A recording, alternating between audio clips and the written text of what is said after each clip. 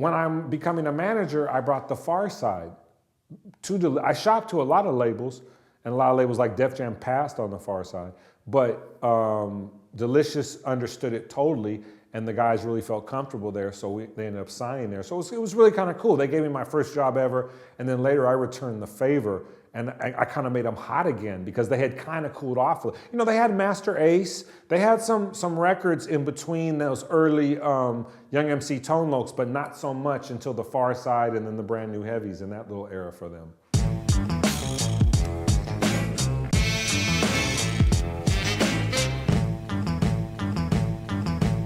It's interesting because what I liked about Pharcyde was the same thing I had liked about Coolio, or that I later liked about Coolio, because I guess I met Pharcyde first, but it was that they were like kind of making fun of rap stuff. Like in the Pharcyde, they're talking about She's Passing Me By. Everyone's talking about how they're getting every girl and how cool they are. They're talking about the girl passing them by.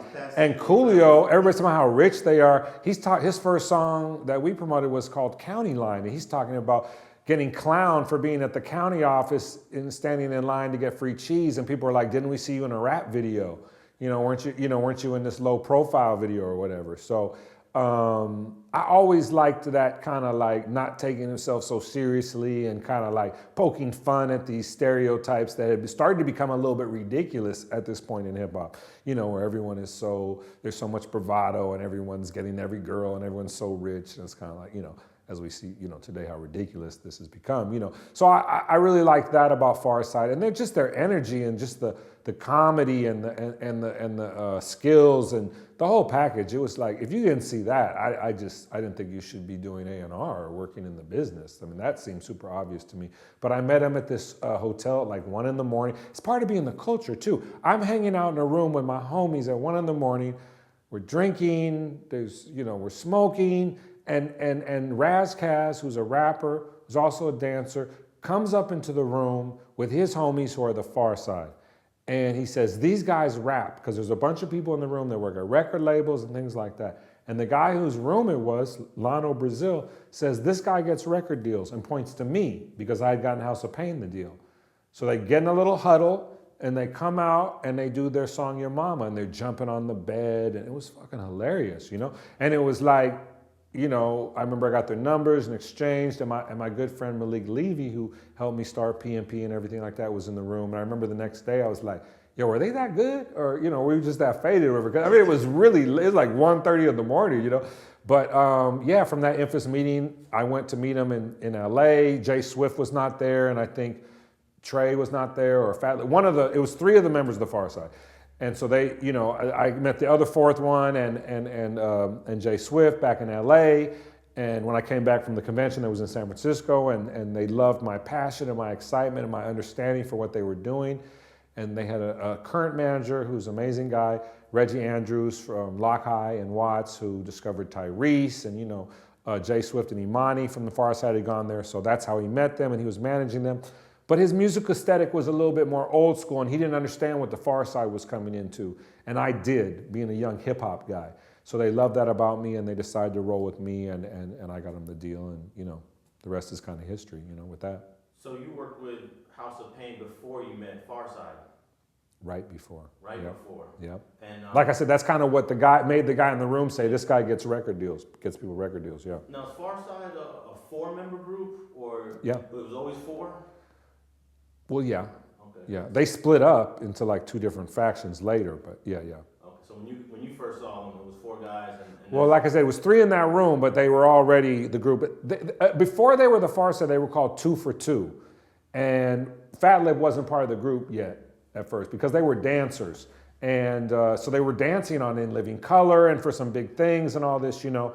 And Jay Swift turned and 2 for 2 was a little bit more like R&B rap, so their manager was, at the time, you know, that's what he was into with them, and that was more his style. He produced groups like the Good Girls, you know what I mean? So it was like, you know, that was more his aesthetic, you know. So you was working with them when the album Bizarre Ride to the Pharcyde came out? Before it, during it, yeah, that whole thing was my time with them, yeah. Okay, so iHook connected us with Slick, who did the cover art. That was my buddy, yeah. The graffiti artist, OG Slick, big shout out to him. Now, House of Pain, who you worked with right before you met Pharcyde, another, I guess, historical group in the history of Los Angeles, West Coast hip hop. I would say led by Everlast, right? Yes, definitely. Yeah, yeah. I knew Everlast. The reason that he came to me for management is because I had known Ice-T for a while. I had worked on this club, Water the Bush, that Ice-T was involved in, and it was kind of funny because there was a joke in the industry of LA that, you know, Ice-T people didn't necessarily know how to market Everlast. People knew Everlast was talented, but being a white rapper was kind of like a double-edged sword at that time. People hadn't really figured out how to like do it. This is before Third Base or I think any successful white rappers, right? Well, Vanilla Ice? No, in New York they put out It's Time to Get Ill. The Beastie Boys, they had already been out, and right. Okay. So white rappers could be successful, as we saw with the Beastie Boys, but that was a kind of a unique thing that was brought up as part of another group, and other attempts at it had failed, and people didn't, you know, at that time you were supposed to really be authentic, and people were concerned about white rappers. They didn't quite know how to market them. So anyway, with Everlast, there was a joke going around the LA rap industry that first he came out as Mexican, then he came out as Italian, and now he's Irish. Because when he was part of Rhyme Syndicate, there was an album cover that came out that had him kind of dressed like a cholo, right? Because I guess they thought that was cooler than being a white boy or whatever. And then they had one where he was like dressed as like an Italian gangster. You know what I mean? Where I guess they said, well, let's go the like suit, Al Capone, you know what I mean, kind of route. And then with House of Pain, obviously they were going for this Irish thing, which I don't think Everlast is Irish, but I'm not sure. But you know. Well, his real last name is Schrody, Schrody. Right. Is that Irish? No. I don't know. I'm not trying to diss. You know. Yeah. But eventually, he's successful though. Hugely. Yeah. So it didn't really matter. No, who cares? Yeah. And he actually goes on to win a Grammy, not doing hip hop, which is unusual. I think it was Whitey Sings the Blues. Sure. Talented guy. Thanks for watching StreetTV.net. If you're not subscribed, please hit that button below and click the bell to receive alerts and notifications.